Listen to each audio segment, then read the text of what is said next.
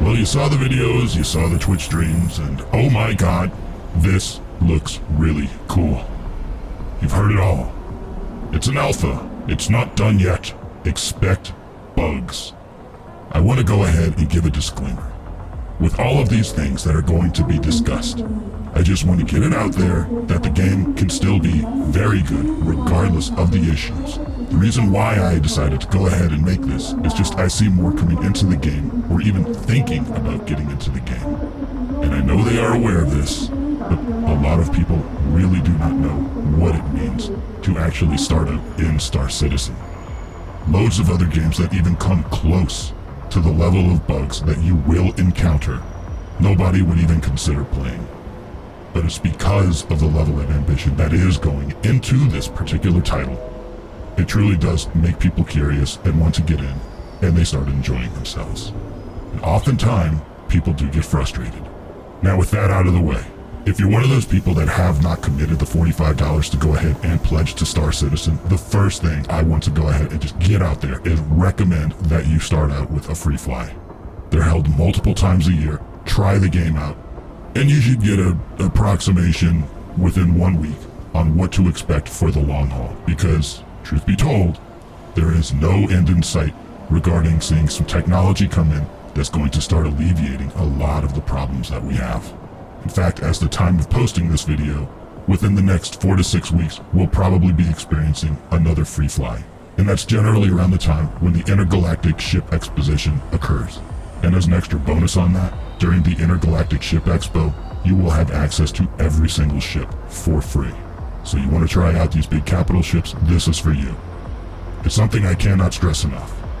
Also, like many others have already said, you can absolutely pay $45 to get entry to the base package, and you will have that for life. I would go over other options in terms of starting packages to go ahead and start your entry into Star Citizen, but let's just leave it at that. There's plenty of other videos out there that are going to go ahead and discuss that. And lastly, I want to go ahead and quickly mention, only because I do play, allow me the chance to indulge, but should you decide to play or take the leap, please consider using my referral code. I will have a link below and on screen at the end, and it helps me build up referral points, but more importantly, it's going to go ahead and help you with starting credits within Star Citizen. These starting credits can be used to buy some basic weapons to start off with and some armor. It really does help. First, I'm going to go ahead and touch on some of the bugs that you are going to encounter. Above all, your most famous bug is going to be what's called the 30K error. It's a server crash. You'll be playing, all of a sudden things are just going to stop working, and everybody just sort of knows when maybe a door's not opening and you're trying to open a door, something's not right, and then all of a sudden, regardless of what you're doing, boom, you're going to get hit with a 30K error and get kicked out to the front screen. This is going to happen a fair amount. It did happen a lot more in the past, but we're slowly getting there, but it's still absolutely present, so just be aware of that. Dying in the middle of nowhere while you're standing still, broken artificial intelligence, doing first-person shooter bunker missions, which the FPS gameplay is basically non-existent. It looks cool, the weapons look cool, the potential is obviously there, but for what it is, seriously, it's broken. Don't even expect that one to even actually happen. Oftentimes the AI will sit there. I've personally had moments where I've gone into a bunker and my arm got stuck into the mesh of a railing and I was not able to move, and I just got shot by the world's slowest AI. Frustrating things like that, especially considering how dying works in this game. This particular one's going to be a little bit controversial because truly, if the game did not have PvP, I don't think anybody would even be looking at it.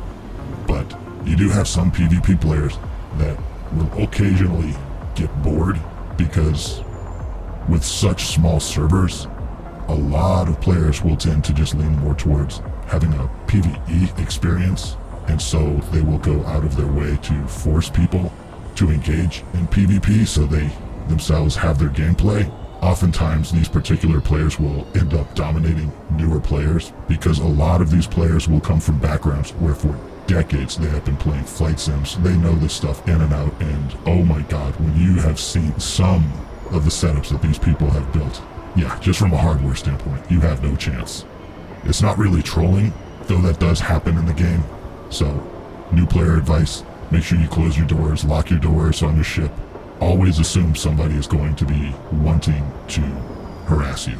As a new player, sometimes you will have the actual griefers, like in any MMO, you'll have your griefer. In this particular case, they like to do what's called pad ramming, which is when you call your ship, it may be on the landing pad, and since they are unable to fire on your ship, they will just go ahead and ram theirs right into yours, destroying yours, which then means you have to go claim your ship, which will then eat into your time playing, because now you have to wait for your ship to be respawned.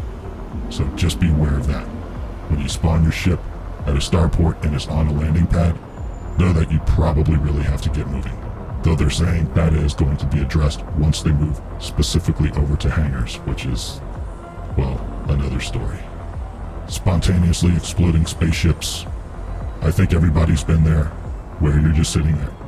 You're not doing much, and all of a sudden your ship just explodes. You can walk up a ramp, and your character may trip, and all of a sudden you're dead.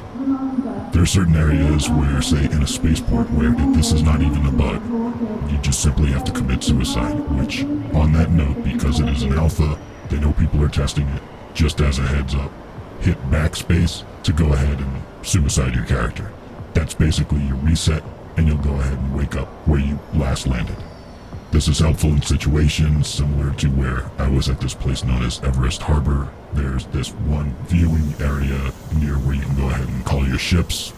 I happened to walk over this one area and somehow landed on the other side of this railing, which boxed me in.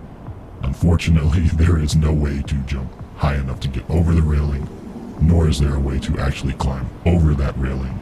So, no choice, have to hit the suicide button. Missions, highly redundant. Know that this is going to be an extremely slow-paced game.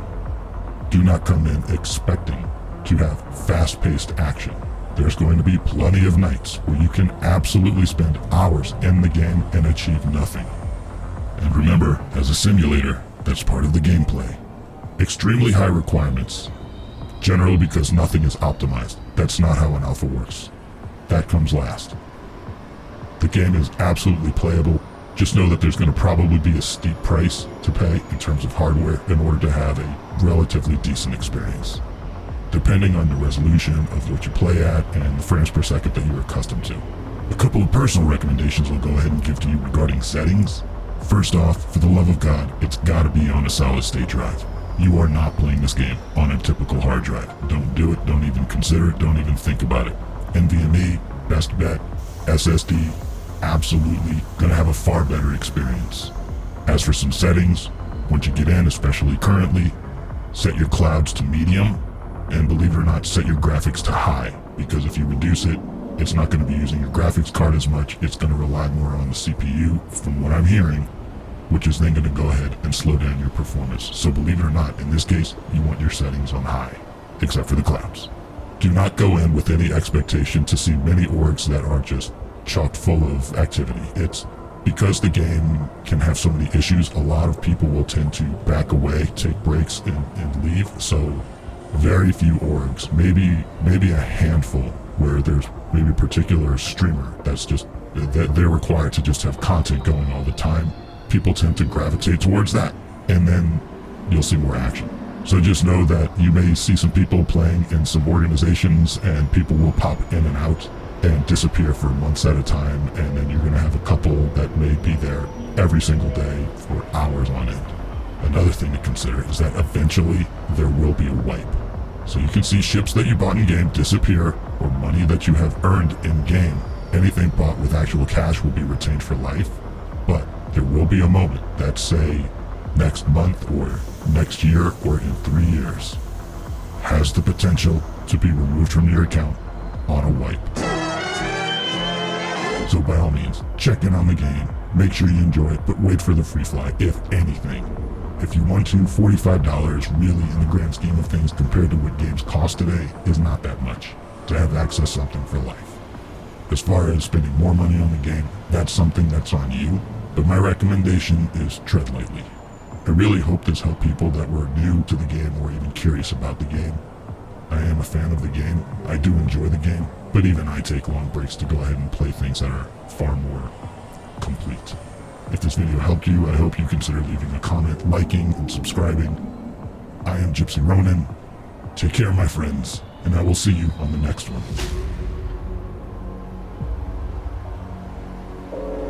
Attention citizens. Security forces have reason to believe members of Squadron have breached corporate city defense protocols. Be aware.